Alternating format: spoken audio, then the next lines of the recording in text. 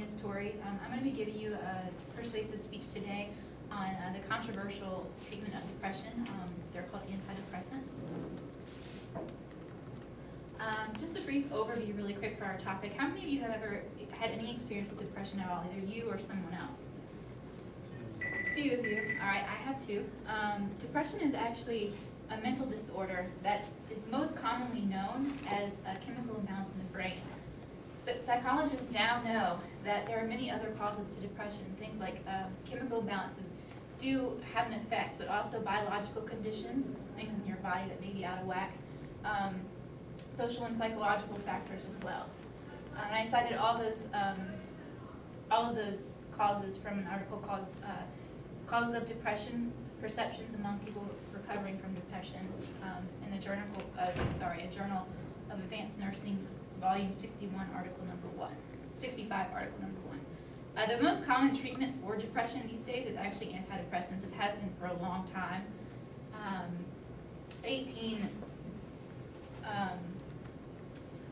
That's actually a typo. 118 million prescriptions for antidepressants are given in the U.S.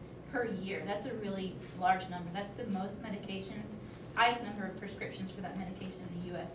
among all prescriptions at all. And again, that was cited from www.johnbarron.org. It was an article that he wrote.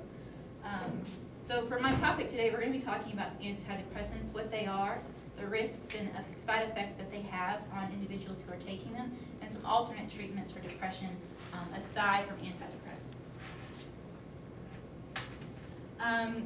www.dictionary.com defines antidepressants as any drug used to treat or prevent depression. That's a pretty broad definition, but in a sense, there are four classifications of antidepressant drugs. The most common, though, are SSRIs, which are selective serotonin reuptake inhibitors.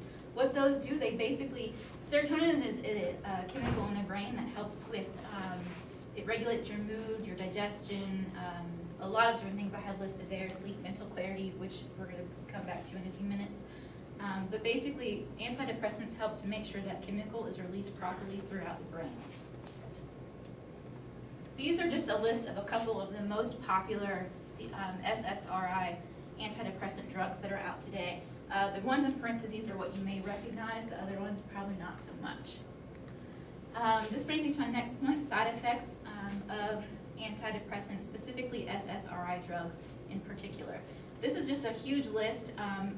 Obviously, your side effects may depend on the specific drug that you're taking, but these pretty much are the same across the board. Like, doesn't matter which drug you're taking, these you could definitely experience.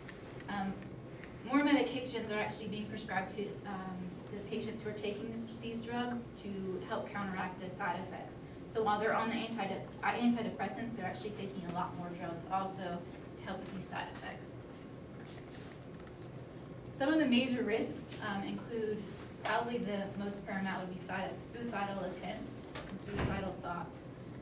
From www.helpguide.org, an article written in 2006 states that there was a study done, and 1 out of every 813 people who committed suicide were said to have done it because of these drugs that they were actually taking, which is a very large number. And again, these are just some of the other risks that you may experience or someone may experience who are taking these drugs. 71% of people who are taking the SSRIs are going to experience some combination of these risks as well as the side effects that you saw in the previous slide. And I cited that from an article written by Kaufman. It was volume 12, article number 1, from www.jpands.org. My last topic is the alternate treatment that people have for experiencing depression aside from antidepressants. We've seen what it can cause, but the main things we have as options would include therapy, lifestyle changes, anything that you know in your life that could change, that could affect your mood, just changing that and trying to stay positive about it. Self-help steps are essentially the same thing, but a little bit different, recognizing what you need to change in your life and taking action to do it. Acupuncture, meditation, and other relaxation techniques have had a lot of success as well. All of these things were cited from the Impact of Wellbeing Therapy on Symptoms of Depression. It was an article written in the International Journal of Psychological Studies, Volume 2, article number 2. As you can see, depression is very complex. It's hard to treat, but there are a ton of options. It has numerous side effects and a lot of very dangerous risks that are involved. But there are other options, and we need to educate ourselves about it.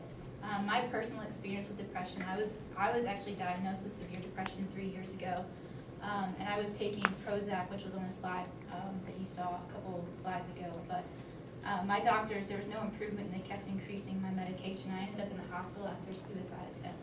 So this is a topic that's very close at home with me, specifically, because I wasn't given any other options about this, just antidepressants. That's the only option I was given. So I would just like to let you guys know that if ever you come into contact with this disorder, either you or a loved one, keep this in mind and know my experience. And just remember the alternate things that you guys have as options. And just remember what you learned here today.